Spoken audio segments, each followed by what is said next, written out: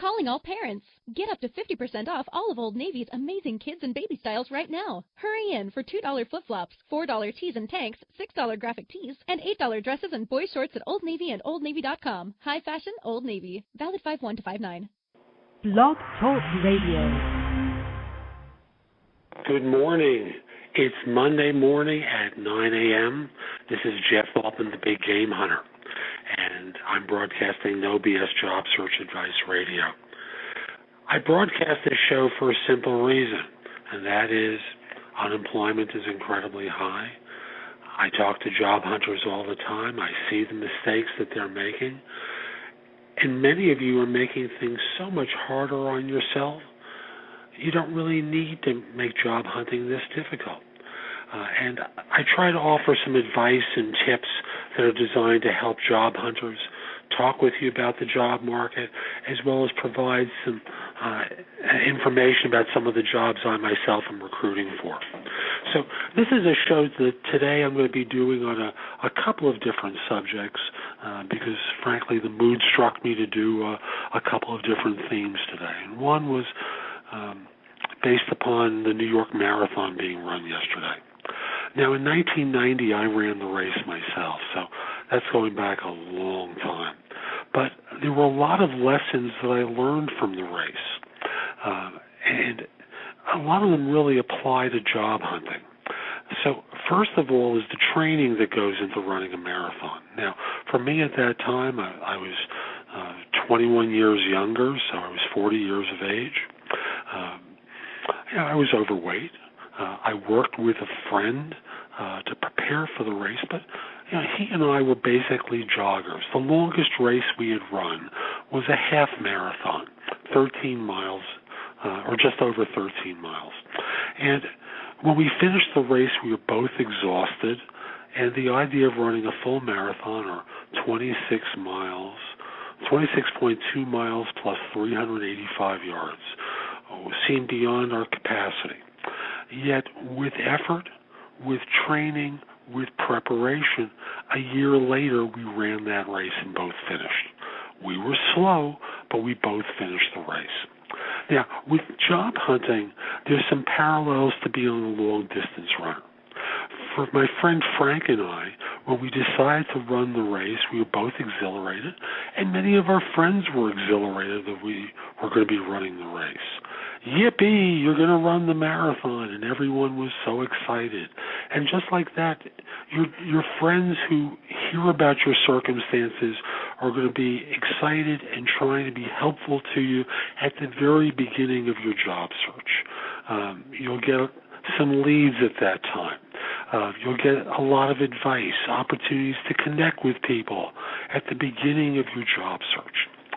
But what happened to Frank and I during the time that we trained for that year, and understand to train for a marathon, what we chose to do was spend 26 weeks really training to run 6 days a week with a long run that would start at 6 miles, but eventually we'd increase each of our days.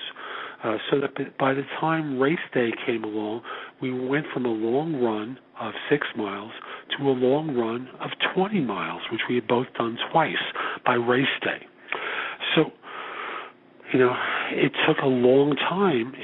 We've actually prepared for 6 months to be able to run 6 days a week with a long run of 6 miles. And our total mileage for that first week was about 20 miles. And by the time we finished, our total mileage for a week was either 45 or 50 miles. I'm not sure exactly which one it was. I think it was 50, but it might have been 40. So along the way, after you begin that initial start and everyone is so excited for you, there's that silence period where people stop asking you questions, and you stop getting advice, and you stop getting connections. And really, it's about you and your willingness to persevere. This is really a mental exercise at this point, where before race day, for months, before you get to that special day, you're on your own. And you have to be ready to do the jobs necessary to get yourself ready to get hired. or in our case, run the marathon. And for months it went on like this. As I said, we trained for a year to get ready for race day. And I'd say after the first month, when our friends and many of the people I knew from the gyms that were excited for us, they stopped asking questions. They stopped, really talking with us about what it was like to train. And so it's going to be like for you, in all probability, the only questions that, the only comments that you're going to get from many people are going to be, hey, how's it going? And they really don't want the answer. And while you're in the midst of all of this, you probably don't even want to tell them how frustrating it is. And it just kind of eats at your insides during that long part of the race. Now, as you get closer to race day, as you get closer to getting a job offer, suddenly people get excited for you. And suddenly they start talking to you more and chirping a little bit more in your ear with advice and telling you about things you should be doing. And frankly, most of the advice is worthless. By that point, you already know some of the stuff that you need to do, and you probably have people that you trust who you can reach out to. Don't just take the advice from your dentist to parody a commercial that's being played now on the financial stations.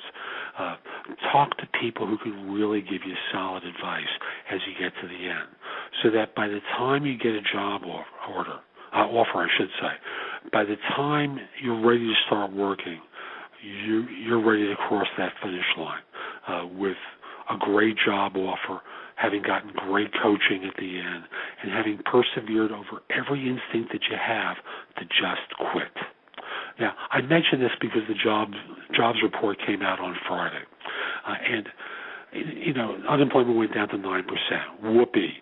I'm sure most of those cuts came about because people have given up looking, or the 99 weeks have expired.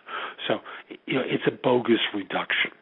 I'll also say that, there are a couple of sectors that are doing particularly well.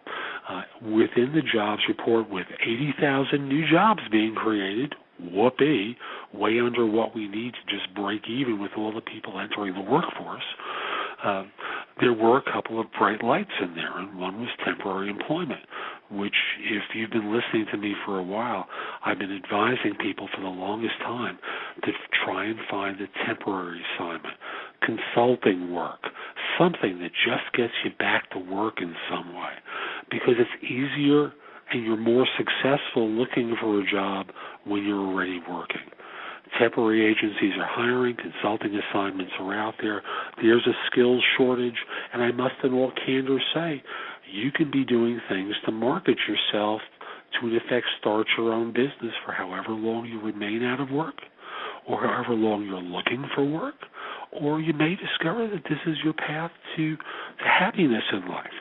So I encourage you to start looking for opportunities where you could be marketing yourself for a consulting assignment or a temp assignment or a first project in what could be a new business for you while you may be looking for a job.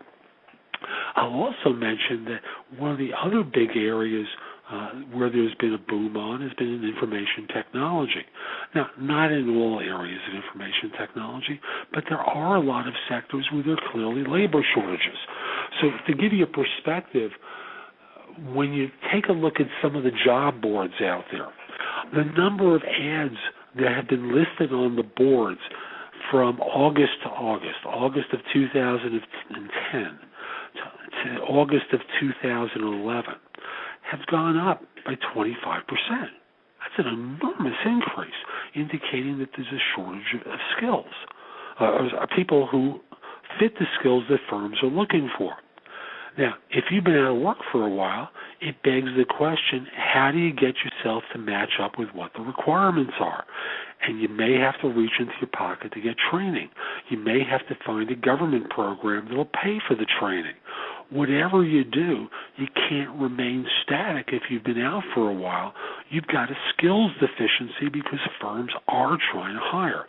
Not in every section of the country. Like if you live in a small town like where I used to live, where the basic jobs out there were, working a counter at Walmart, well, frankly, you may need to think of moving to a place where there are jobs.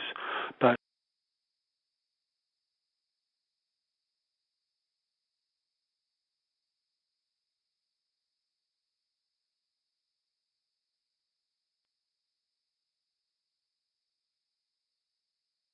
person must have a degree.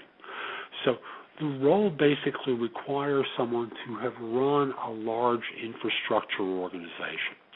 I'm not talking about three guys in a garage and you have a single PC that functions as your shared computer. I'm talking about experience managing the technology infrastructure, planning and deployment of management services, network and network-based services, operations and platform services, data management, security, applications technology, PC and desktop support, help desk, outsourced vendor management, systems audits, and compliance. 2 or 3 days a week, you'd be in Philadelphia. The remaining 2 or 3 days a week, you'd be in New York.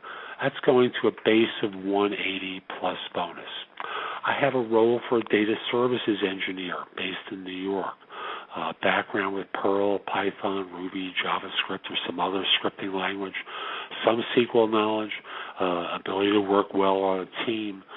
This is going to a base of 100 plus bonus. Lastly for today, a role that's in Bentonville, Arkansas, the sun and fun capital of Arkansas. This is working with a client of mine that's in consulting, and they're looking for someone who'd be willing to relocate there. It's a business intelligence data warehouse program manager, must have a retail background, going to a base of 150 plus bonus. So if you're qualified, interested, and available in the position, please email your resume to me at thebiggamehunter@cisny.com. If you know someone who would fit, please ask them to send a resume and mention your name. I do pay a finder's fee if someone is referred who's hired. Come over to my website if these 3 jobs don't fit you. There are many more positions there, as well as a lot of information that will help you with your job search. Sign up for a complimentary subscription to No BS Job Search Advice e-zine. Use some of the websites that I recommend to people for posting your resume.